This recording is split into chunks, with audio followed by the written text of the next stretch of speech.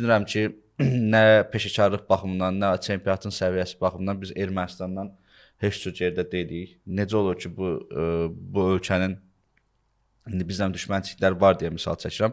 Bu ölkənin Nuh klubu konferans liqasında play-offa vəsqə qazanır.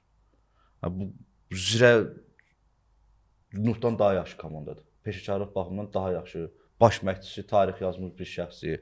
Olsun Sabah, büdcə baxımından bu komandadan daha yaxşıdır. Sabahın futbolçusu, amma nə bilim, nə boşluq verirlər bu komandalarımız Qarabağdan başqa. Niyə keçə bilmirlər konferans liqasına?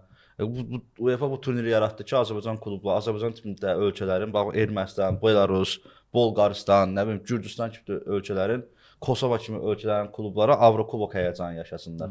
Bir stimul olsun bunlar.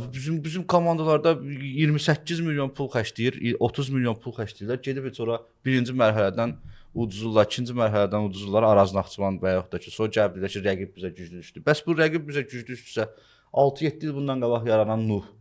Nuhdur da o komandalardır, Nuh. Necə gəlib, yəni Zirədən yaxşı ola bilir, necə gəlib Sabahdan yaxşı ola bilir, necə gəlib Neftçidən yaxşı ola bilir, Araz Naxçıvandan yaxşı ola. Onlar necə keçirlər də, yəni